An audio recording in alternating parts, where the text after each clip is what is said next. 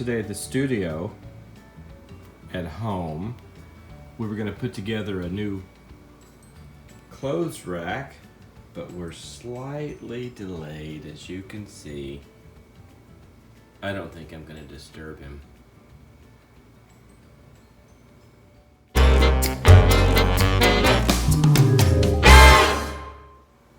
Welcome back.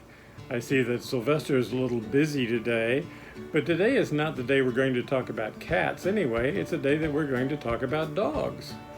And speaking of dogs, this is my friend Willow, and she is a wolf. She and her friend, her brother, Wes, are going to be here in a couple of weeks telling you a story. But today we have another narrator. His name is Barkley Brown, and he's a dog as well. And dogs are wonderful creatures, you know. How many of you have dogs? Do you have dogs or cats? I like both, of course, but dogs are wonderful because they can even remind us of God. Did you know that?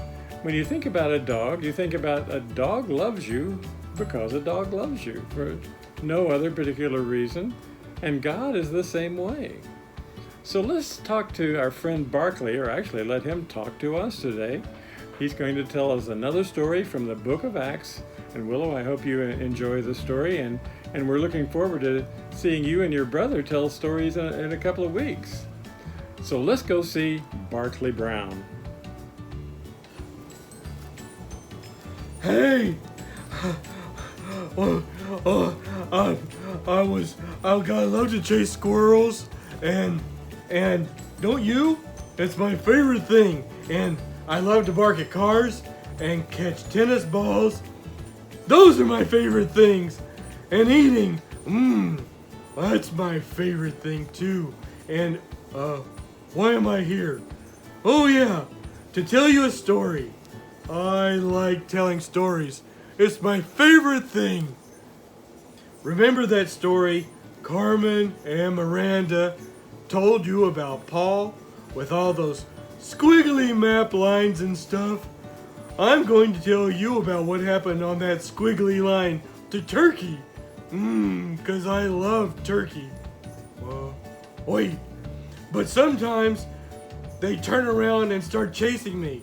I don't recommend chasing turkeys. Anyway, Paul did a lot of traveling. Paul would sometimes pause in his travels and work as a tent maker to help pay for the journey. He had two best friends, but they weren't dogs. Too bad. Their names were Priscilla and her husband Aquila. They were also tent makers too. Priscilla became a strong teacher from listening to Paul while they were making tents. Paul had other good friends like Lydia, who started a church. He stayed at her house on his trips sometimes, and they had lots of good food there. Food. My favorite thing. Other times, Paul and his friends taught stuff and made people mad, and they were thrown in the pound, or I think they call it people jail. But even in jail, they would never stop howling their old songs about God's love. Paul traveled around his part of the world with a lot of different best friends through all those years. None of them were dogs though. One of them was named Barnabas. Barnabas. When Paul first decided he wanted to teach people about Jesus, Barnabas had introduced him to the leaders of the pack, Peter, James, John, in Jerusalem. Barnabas said to them, "Who's a good boy? Paul's a good boy." So Paul and Barnabas set out on the first of those squiggly line journeys. During one of these trips, squiggly lines ended in Turkey, the country, not the bird. Oh, and never chase a turkey. Bad dog, bad dog. Well, those people in Turkey believed in many gods, and they built their statues in places where everybody could see them. Anyway, hey, was that a squirrel? Was that a squirrel? Okay, anyway, One of these gods was Zeus, who was the king of the gods and god of lightning and thunder. Ooh, thunder's scary. Another god was called Hermes, the god of healing. Oh, good boy, good boy. So Paul and Barnabas sniffed around the town for a while, and the first person they met was a man who couldn't walk. He lived in the gutter, and people treated him like a dog. And people didn't treat dogs very well in those days. The Apostle Paul had healed people who were very sick before.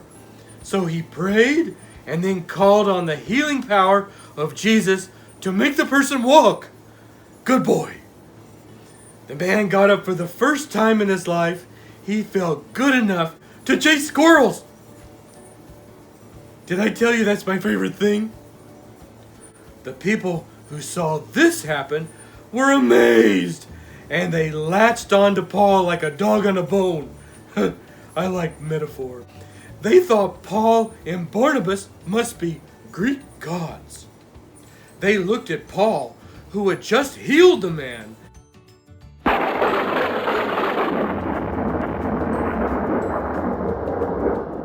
and they thought he must be Hermes, the god of medicine, disguised in human form. Then the people looked at Barnabas and thought, this one must be a god too.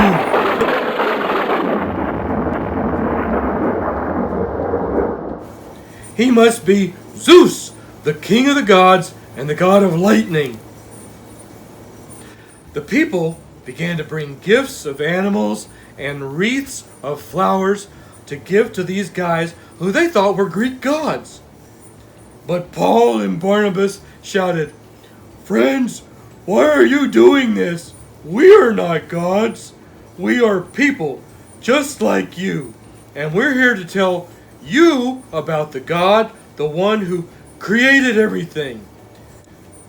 These statues are just carved rocks. Now, let me pause for a minute here. Hey, where are my paws? Oh, here they are. If those people had been dogs, this would have never happened. They would have had a couple of sniffs of Paul and Barnabas and known right then and there they just smell like humans, that's all. But since they weren't gifted with my sense of smell, as Paul spoke, the crowd became more and more angry. Bad dog. Some of the people even wanted to throw stones at Paul, just like they would throw a rock at a stray dog. That's so mean. They threw so many stones, they thought they had killed him and just left him there to lick his wounds. That's so sad. But Paul had some other friends who knew about Jesus, and they were also good vets. Doctors, you call them. They took good care of him, and he got really well. He and Barnabas hightailed it for other cities. They weren't going to be stopped even by rocks. They just kept spreading their good news. You know, I'll just bet Paul must have smiled to himself the next time he was working hard, sewing together tents with Priscilla and Aquila. I wonder if the people would think I'm a god right now. Paul knew he wasn't a god, but was just a human, like you and, well, like you anyway. And I guess you could learn a lesson or two from this story. Some people want to believe exactly what they want to believe, no matter what. That's one lesson, and hey, that is a squirrel. You can figure out the rest of it on your own. I've got to run. Bye. Well, Maxie, we missed you last week. We got to meet your sister, though. That was very fun. Her name is Misty. Who knew there's Misty? Do you have a brother, too? You do? Well, what's it? I tell you what, I guess we'll meet him later, but I've heard about him. And I know you guys are different because you wear different clothes, right? Well, good. So we got to hear Barkley tell the story from the book of Acts and learned about a few of his favorite things. And I noticed not one of them was raindrops on roses. So can you imagine? Who wouldn't like raindrops on roses? Now, I know. So what is our craft this week? We're going to show everyone. You're always so busy. Isn't this fantastic? It's a little puppy dog. There we go, the puppy dog. That's very cute. Maxie, you've been busy. This is a really nice one too. Can I try it? Do you mind? You ever try these things? Oh, your hands are a little bit. We need to have a tiny paper sack pal for those hands, don't we? Well, look at there. It's just like a puppy dog. It's like, that's very good. Oh, so Barkley will love that. And I think he'd probably not put it on his paws. He'd probably eat it, wouldn't he? Yeah, you're not sure. All right, well, I guess we'll see you another time. And we'll see you next week. Woo, woo. So Willow, have you ever seen a sack puppet like that? Do you like those kind of puppets? It's a dog sack puppet. You should like it. But it's time for us to go now, and so we'll say goodbye again, and we'll have Willow say goodbye, and then I will say go in peace.